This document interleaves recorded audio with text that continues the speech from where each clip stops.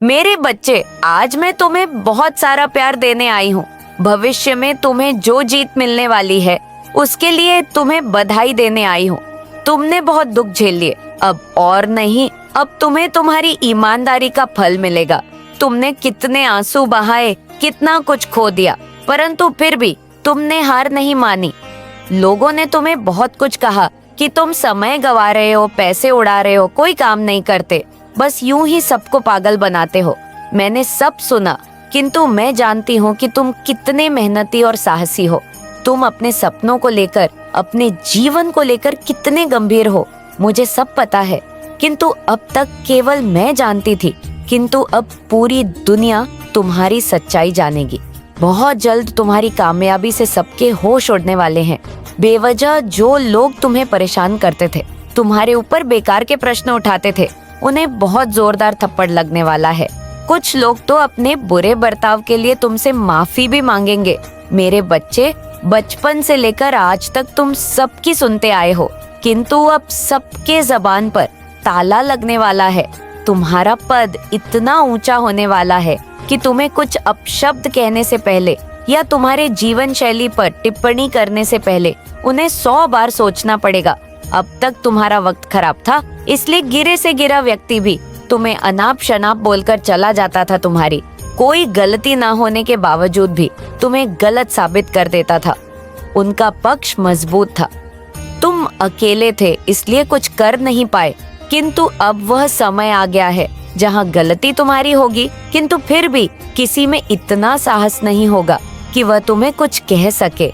उल्टा वह तुम्हारा ही समर्थन करेंगे, तुम्हारा ही सहयोग करेंगे, तुम्हारी गलतियों को ढकने का प्रयास करेंगे।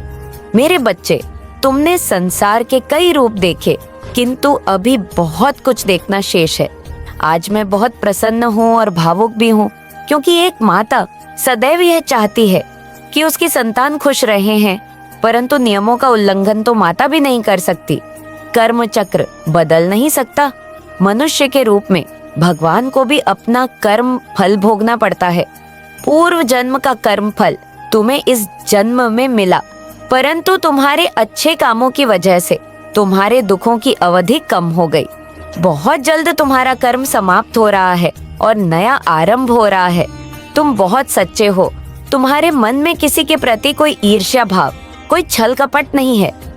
तुम मेरे बहुत बड़े भक्त हो और मैं जानती हूँ तुम आलसी हो, नित्य पूजा पाठ नहीं करते, दिखावा नहीं करते, किंतु हर पल मेरा स्मरण करते हो। मैं तुम्हारे हृदय में वास करती हूँ। दुनिया की सबसे बड़ी भक्ति कर्म होता है और तुमने अपना कर्म पूरी निष्ठा से किया है, अपने प्रत्येक जिम्मेदारियों को भली भांति निभाया है। इसलिए मेरी दृष्टि में तुम सबसे महान भक्त हो, इसलिए मैं हमेशा तुम्हारे साथ रहती हूँ। तुमने अपना दुख दर्द सदैव मुझसे ही कहा है। तुम क्या पाना चाहते हो, तुम्हारे जीवन में किस चीज की कमी है, मैं सब जानती हूँ। विश्वास रखो, कुछ ही दिनों में तुम्हारा जीवन बदल जाएगा। हर वह चीज तुम्हें कई गुना होकर मिलेंगी जो तुमसे छीन ली गई थी। तुम्हारा बुरा चाहने वालों का बहुत बुरा हाल होगा। जिन्होंने तुम्हारा दिल दुखाया, तुम्हारी आत्मा को चोट पहुंचाई, उन्हें तुम्हारे कदमों पर ना गिरा दूं तो कहना आपका ही कोई अपना है जो नई योजना बना रहा है, कुछ ऐसी योजना बना रहा है। उसकी योजना आपको आपके घर से बाहर करने की है। उसकी योजना आपके जीवन में कुछ ऐसा करने की है जो आपने अभी तक सोचा भी नहीं है। आपके जीवन में कुछ बहुत अलग, कुछ बहुत नया, जो कि आपको पूरी तरह से हैरान कर देगा और आप सोच में पड़ जाएंगे कि यह क्या हुआ। वह आपके ही घर का सदस्य है जो आपके साथ ऐसा करना चाहता है। उसका जो सोचना है वह आपके लिए, आपके परिवार के और सदस्यों से बिल्कुल भी अलग है। इसलिए आपके जीवन में कुछ नया होने वाला है, कुछ ऐसा होने वाला है जो आपने आज से पहले ना तो कभी सोचा था और ना ही आपने कभी महसूस किया था। लेकिन यह व्यक्ति जो आपके परिवार का सदस्य है, यह आपके लिए सोच रहा है, बार बार सोच रहा है, लेकिन आपसे कुछ कह नहीं रहा, क्योंकि इसकी सोच बहुत ज्यादा अलग है। इसकी सोच आपके परिवार से नहीं मिलती, कुछ ऐसे लोगों से मिलती है जो कि बहुत अलग सोचते हैं, और उसने जो सोचा है वह आपके लिए भी नया होगा और आपके के लिए भी नया होगा। आपका जीवन शीघ्र ही एक मोड़ लेने वाला है। आपसे एक ऐसी शक्ति जुड़ रही है और आपके जीवन में वह शक्ति प्रवेश कर रही है। आपके जीवन में कुछ परिवर्तन करने के लिए वह आपको कुछ संकेत दे रही है। आप उन संकेतों को महसूस करें, उनका आभास करें कि आपके जीवन में क्या नया होने वाला है। आप अभी तक बहुत सारी दुविधा में रहे, बहुत सारी ऐसी मन की विचारधाराएं थी जो आप पूरी तरह से समाप्त हो जाएंगे। आपका जीवन उस पेड़ की तरह हो जाएगा जिसमें काफी बार फूल तो लगे हैं लेकिन फल नहीं लगे। आपने फलों को देखा तक नहीं है, आप हमेशा उन फलों के लिए तरसे हैं। आपका मन ललचाता रहा है और कई बार आप कोने में बैठ के सोच करके अपने आप को और अपने दिल को मनाते रहे हैं कि कभी ना कभी जीवन में समय परिवर्तन होगा, कभी ना कभी आपके जीवन में कुछ अलग होगा, कुछ ऐसा जो कि आपके जीवन को एक नई दिशा दे। और निश्चित ही अगर आपको ये संदेश मिला है तो ब्रह्मांड की शक्ति, ईश्वर की शक्ति आपको ये बताना चाहती है कि आपके जीवन में कुछ ऐसा होने वाला है। इसी वजह से यह सभी शक्तियाँ, यह सभी ऊर्जा आपको इस बात से अवगत कराना चाहती हैं। ये आपको एहसास कराना चाहती है कि आप उस बात को जाने, कुछ तो आप में खास है जो आपके साथ ही हो रहा है। आपके अंदर कुछ विशेष है। सुनो, बात पक्की है कि जो जैसा करेगा वैसा ही भरेगा। ये तो जिंदगी का पुराना नियम है ना? आज सुबह से ही एक जबरदस्त खबर गूंज रही है। कोई है जो सचमुच बहुत ज्यादा पछता रहा है यार। हाँ, बिल्कुल, कोई अपनी गलतियों के बोझ तले दबा हुआ है। उनके दिल में एक तूफान सा उठ रहा है क्योंकि अब उन्हें अपनी हरकतों का अफसोस हो रहा है। जो गलत उन्होंने तुम्हारे साथ किया, वह चाहे कोई बात, कोई बर्ताव या कोई ऐसा कदम था जिसने तुम्हें ठेस पहुंचाई, अब वह सब उनके सामने आकर खड़ा हो गया है। वो सोच रहे हैं, अरे मैंने ऐसा क्यों किया, मैं इतना बेवकूफ कैसे बन गया। उनके दिमाग में बार बार वही पुरानी बातें घूम रही हैं। वह हर उस पल को याद करके तड़प रहे हैं जब उन्होंने तुम्हारे साथ गलत किया। अब वह पूरी तरह से पछतावे की आग में जल रहे हैं।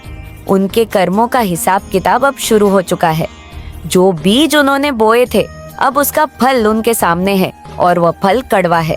भाई, वह दुखी हैं, परेशान हैं और अपने की पर शर्मिंदगी महसूस कर रहे हैं।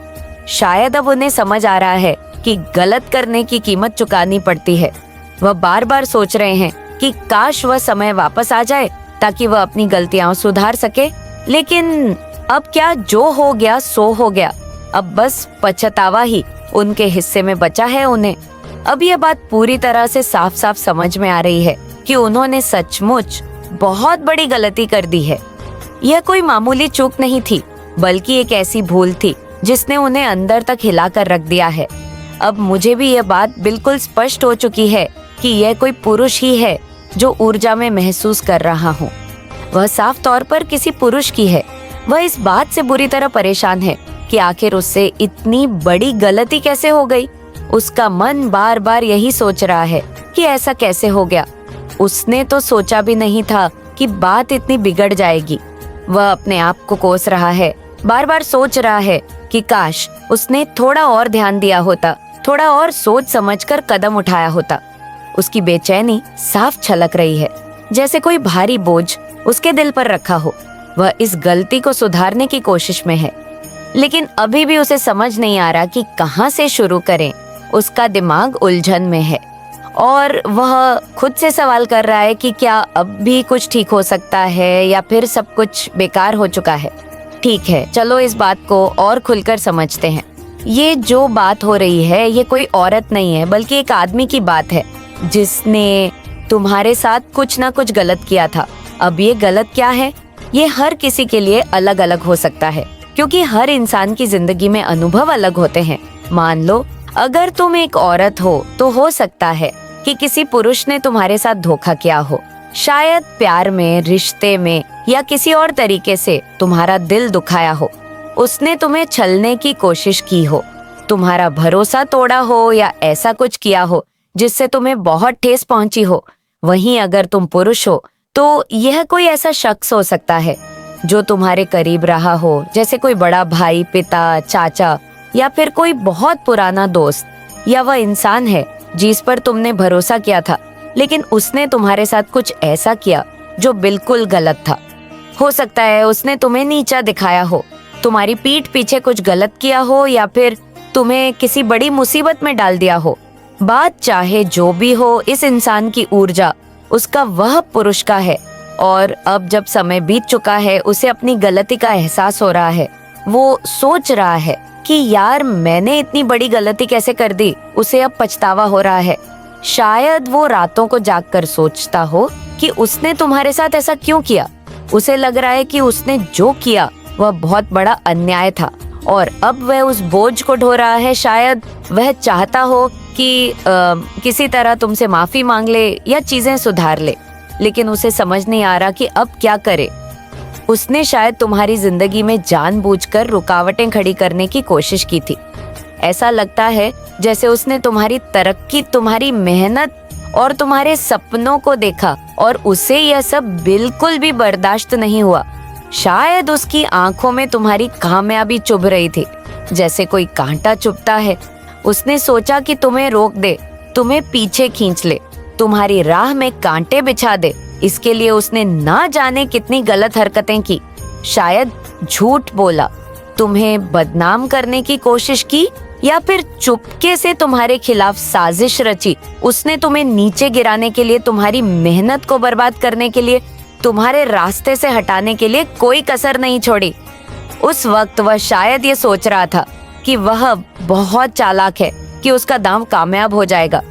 उसे जरा भी अंदाजा नहीं था कि जो बीज वह बो रहा है उसकी फसल उसे खुद काटनी पड़ेगी।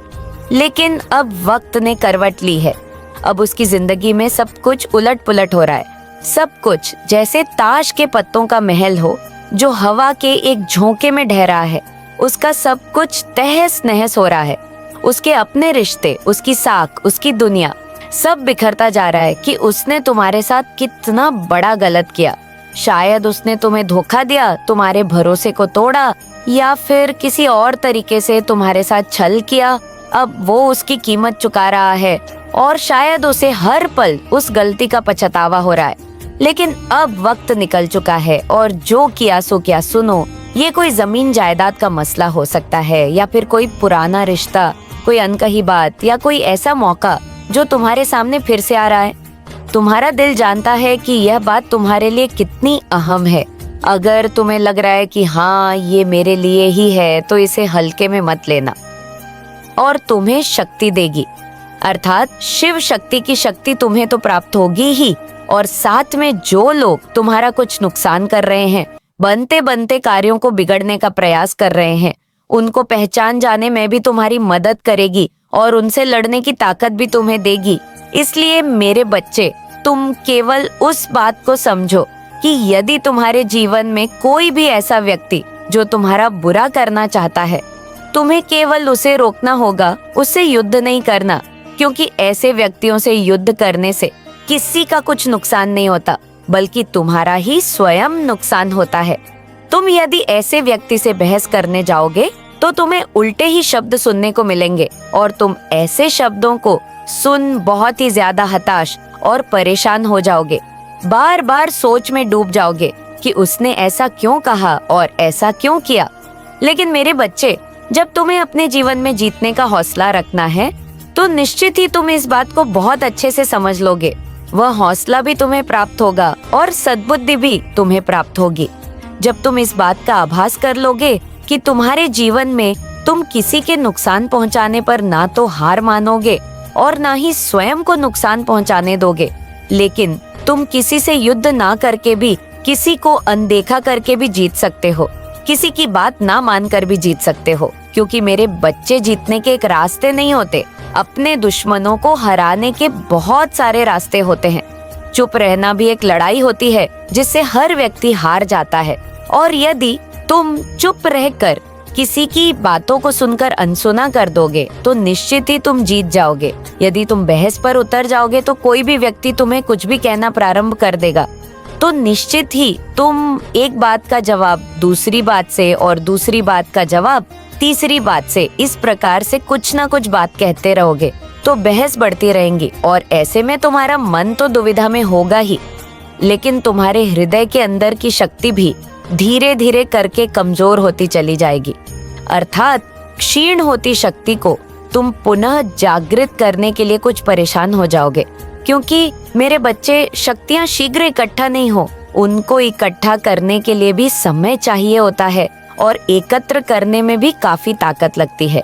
इसलिए जो तुम्हें शिव शक्ति की शक्ति प्राप्त होगी, उस शक्ति को तुम्हें बिखरने नहीं देना है, बल्कि एकत्र करने के लिए तुम्हें स्वयं को मजबूत करना है। अर्थात तुम्हें केवल शांत रहना है और वह शक्ति स्वयं तुम्हारी वह खींची चली आएगी और तुम्हारे दुश्मनों से लड़ने की ताकत तुम देगी। मेरे बच्चे, तुम एक बात को बहुत ही अच्छे से ध्यान रखो कि जीवन में किसी भी इंसान को जब शक्तियां का आभास होने लगता है तो वह स्वयं को शक्तिशाली समझना प्रारंभ कर देता है और न फिर वह किसी से हार मानता है, न ही उसका हौसला कमजोर पड़ता है, क्योंकि उसे इस बात का आभास हो ही जाता है कि वह इस संसार में कोई कमजोर इंसान नहीं है, बल्कि एक ऐसा इंसान है जो स्वयं की रक्षा स्वयं कर सकता है और न ही वह किसी गलत कार्य के लिए किसी का विरोध कर रहा है, बल्कि अपनी रक्षा के लिए वह स्वयं लड़ रहा है। मेरे बच्चे, यदि कोई व्यक्ति इस बात को समझना प्रारंभ कर देता है तो निश्चित ही वह इस संसार में किसी भी कार्य में जीतने का हौसला रखता है और जीत भी जाता है। जीतने के लिए अपने दुश्मनों से कोई तलवार नहीं चलानी पड़ती और ना कोई द्वंद्व युद्ध करना पड़ता है, बल्कि अपने मन को शांत रखकर उस व्यक्ति के बारे में विचार करना पड़ता है कि वह व्यक्ति कौन सी चाल चलने वाला है। केवल उससे दूर रहकर भी जीता जा सकता है। मेरे बच्चे, अपने हृदय के अंदर इस बात को विराजमान करना अत्यंत आवश्यक है कि यदि आपके पास बुद्धि है, आपके पास शक्ति है, तो वह नकारात्मक ऊर्जा को लिए फिर रहा है और तुम्हारा नुकसान पहुंचाने का बार बार प्रयास कर रहा है, तो तुम्हें उस जैसे व्यक्ति के साथ बहस नहीं करनी है और ना ही अपनी शक्ति को क्षीण करना है, बल्कि तुम केवल उससे कुछ दूरी ही बना लोगे, तब भी तुम जीत जाओगे और जीतने के पश्चात वह कितना भी परेशान होगा लेकिन फिर भी शांत नहीं रह पाएगा और तुम उसे बिना कुछ कहे भी जीत जाओगे और तुम शांत रहकर ही उसे हरा दोगे।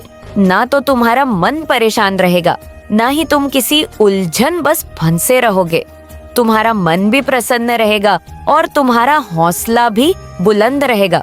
तुम्हें इस बात का आभास भी रहेगा कि तुम किसी भी कार्य को कर रहे हो तो उस कार्य को किसी भी प्रकार से जीतना तुम्हारा कार्य है, क्योंकि मेरे बच्चे, जिस प्रकार जन्म देने वाली माँ एक बच्चे को समझा सकती है, उसके साथ साथ चल सकती है, लेकिन उसकी बुद्धि में समझाई हुई बातें कितनी प्रवेश करती है यह बच्चा ही जान सकता है।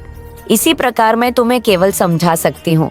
तुम्हारी रक्षा के लिए वह हर कार्य कर सकती हूँ जो जरूरी है, लेकिन पहल तो तुम्हें ही करनी होगी और उन कार्यों पर ध्यान भी तुम्हें ही देना होगा, क्योंकि यदि तुम उन कार्यों पर ध्यान नहीं दोगे तो तुम ऐसे व्यक्ति की चाल में हमेशा फंसे रहोगे और तुम अपने दुश्मन के हाथों हमेशा मात खाते रहोगे। मेरे बच्चे, इस बात को हमेशा स्मरण रखना कि कोई भी व्यक्ति ही तुम्हारा दुश्मन नहीं होता। स्वयं तुम्हारा आलस भी सबसे बड़ा दुश्मन होता है और तुम्हारे ऐसे कर्म जो कि तुम्हें पीछे घसीटते हैं तुम्हारे सबसे बड़े दुश्मन बन जाते हैं, क्योंकि तुम उन आदतों को छोड़ नहीं सकते और फिर धीरे धीरे करके उन्नति से अवंति की ओर चलते जाते हो। धीरे धीरे करके जो तुम्हारा मार्ग है वह अवरुद्ध होता चला जाता है और तुम धीरे धीरे करके अपने सभी रास्तों को बंद करते चले जाते हो। मेरे बच्चे, यह सत्य है कि तुम्हें उन रास्तों के बारे में बिल्कुल भी पता नहीं होता और ना ही समझ पाते हो। तुम्हें अजीब सा भारीपन महसूस होगा। तुम्हारा मन कहेगा कि संभल जाओ। उस क्षण मेरी उपस्थिति को महसूस करना, क्योंकि मैं तुम्हारे साथ रहूंगी। तुम्हारे पीछे खड़ी अपने त्रिशूल के साथ वह औरत चाहे जितनी भी कोशिश कर ले, अब उसका कोई भी जादू तुम्हें छू नहीं पाएगा, क्योंकि जब महाकाली अपनी संतानों की रक्षा का वचन देती है तो सृष्टि की कोई भी शक्ति उस वचन को तोड़ नहीं सकती। मेरे लाल, तुम्हें डरने की आवश्यकता नहीं है। डर वह खाद्य है जिससे बुरी शक्तियां और भी पनपती हैं। तुम्हें केवल सजग रहना है, प्रार्थना में रहना है, मेरी भक्ति में लीन रहना है। हर दिन मेरे नाम का स्मरण करो, अग्नि से शुद्ध करो, घर को दीपों से, मंत्रों से और अपने प्रेम से भर दो। जहाँ प्रेम होगा वहाँ भय टिक नहीं पाएगा। जहाँ मेरा नाम गूंजेगा वहाँ किसी भी अभिचार का असर नहीं होगा। उस औरत की शक्ति उसके द्वेष पर आधारित है, और जब तुम द्वेष का उत्तर प्रेम और शक्ति से दोगे तो उसकी सारी योजनाएं स्वयं ही ध्वस्त हो जाएंगी। वह चाहे जितना भी काला जादू कर ले, उसकी शक्तियाँ मेरी कृपा के आगे तिनके जैसी है। पर याद रखो मेरे बच्चे, तुम्हें अपने अंदर की शक्ति को भी पहचानना होगा। मैं तुम्हें केवल रक्षा देने नहीं आई, मैं तुम्हें वह बना रही हूँ जो स्वयं अपने भाग्य का रक्षक बन सके। जब तुम्हारा हृदय अडोल रहेगा, जब तुम्हारा मन मेरा मंत्र बन जाएगा, तब कोई भी बाहरी शक्ति तुम्हें छू भी नहीं पाएगी। वह औरत फिर भी आएगी, अपनी आखिरी कोशिशों करेगी। वह शायद रोएगी, गिड़गिड़ाएगी, तुम्हें सहानुभूति में फंसाने की कोशिश करेगी। पर अब तुम जान चुके हो, अब तुम मेरे आशीर्वाद से हो चुके हो। अब तुम्हें किसी भी छलावे में फंसने की जरूरत नहीं। तुम मेरी संतान हो, महाकाली की ज्वाला हो, और ज्वाला को कोई भी छू नहीं सकता। यह केवल एक आरंभ है।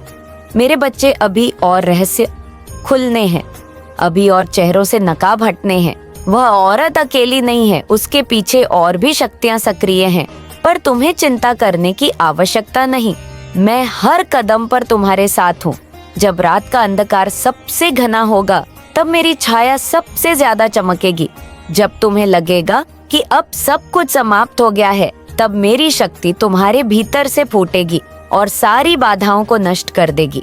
इसलिए डरो मत, रुक मत, अपने भीतर के दीप को जलाए रखो। मैं महाकाली आज तुमसे वचन लेती हूँ कि तुम स्वयं को कमजोर नहीं समझोगे, कि तुम अपने देश को पहचानोगे, और जब समय आएगा तो बिना किसी भय के उस औरत का सामना करोगे। नफरत के साथ नहीं, द्वेष के साथ नहीं, बल्कि अपनी शक्ति, अपनी चेतना और अपने प्रेम के साथ। याद रखना मेरे बच्चे, मैं तुम्हारे साथ हूँ। हर श्वास में, हर धड़कन में, हर आंसू में। यह अंधेरा केवल अस्थाई है, तुम्हारा प्रकाश अनंत है। और अब समय आ गया है कि यह प्रकाश पूरे संसार में फैले। मेरे लाल, अब सुनो, वह कौन सी शक्तियाँ थी जो उसके पीछे थी। यह वे सूक्ष्म प्रतीक शक्तियाँ थी जो पुराने अभिचार अनुष्ठानों से जन्मी थी, जो लोभ, घृणा और द्वेष से पलती है। जब कोई हृदय वर्षों तक नफरत में डूबा रहता है, तो उसके इर्द गिर्द एक परछाई बन जाती है। धीरे धीरे वह परछाई उसकी आत्मा को घेर लेती है, और फिर वही परछाई उसे और भी गहरे पाताल में धकेलती है। उस औरत ने जाने अनजाने में उन परछाइयों के साथ करार कर लिया था। उसने अपने सुख के लिए सका जीवन चमक उठेगा, लेकिन वह नहीं जानती थी कि तुम्हारी आत्मा पर मेरा हस्ताक्षर है। मेरे बच्चे, मेरी शक्ति को कोई छीन नहीं सकता। फिर भी मैं जानती हूँ उस औरत के क्रियाकलापों ने तुम्हारे जीवन में कितनी बाधाएं खड़ी की। वह काले धागों में बंधे अभिशाप भेजती थी, जिनका उद्देश्य तुम्हारी ऊर्जा को जकड़ लेना था। उसने वस्तुएं तुम्हारे घर के आसपास फेंकी, मिट्टी में गड़े नींबू, सड़ते हुए फूल, उल्टी दिशा में बांधे गए धागे। ये सब सामान्य आंखों को दिखाई नहीं देते थे, पर उनकी तरंगे तुम्हारे घर की सकारात्मक ऊर्जा को दूषित करती थी। वह रात के समय जब संसार सोता था, तुम्हारे घर की ओर बुरी दृष्टि डालती थी। अपनी विकृत साधनाओं से तुम्हारी रक्षा दीवारों में दरारें डालने की कोशिश करती थी। तुम्हारे सपनों में अजीब डरावनी छवियां आने लगी थी, कभी सांप, कभी अजीब सी स्त्रियां, कभी वीरान रास्ते। ये सब उस औरत की भेजी हुई मानसिक आक्रांतियां थी, जो धीरे धीरे तुम्हारे आत्मबल को कमजोर करने के लिए बनाई गई थी। पर अब सुनो मेरे बच्चे, उस औरत ने एक बहुत बड़ी भूल कर दी थी। उसने सोचा था कि वह तुम्हारे चारों ओर अंधेरा फैला देगी और तुम अकेले पड़ जाओगे। पर वो भूल गई थी कि महाकाली की संतान कभी अकेली नहीं होती। तुम्हारे हर आंसू के साथ मैं तुम्हारे पास थी। तुम्हारे हर टूटते पल में मैं तुम्हारे भीतर शक्ति का बीज बो रही थी। जब तुम रात को निःशब्द रोते थे, मैं तुम्हारे आंसुओं में अग्नि भर रही थी। जब तुम निराश होकर हार मानने वाले होते थे, मैं तुम्हारे हृदय में अडिगता का दीपक जला देती थी। मेरी शक्ति हर पल तुम्हारे आसपास एक अदृश्य कवच की तरह फैली हुई थी, जिसने उस औरत के किए हुए अधिकांश हमलों को निष्फल कर दिया। अब ध्यान से सुनो मेरे बच्चे, आगे का मार्ग क्या है। तुम सोचते हो कि उस औरत को सजा कैसे मिलेंगे, तुम सोचते हो कि न्याय कैसे होगा। जान लो मेरे लाल, न्याय समय के गर्भ में पलता है। जब कोई दूसरों के जीवन में बुराई बोता है तो वह स्वयं अपने भाग्य में विपत्ति का बीज बोता है। जो जैसे बोता है वैसे ही काटता है।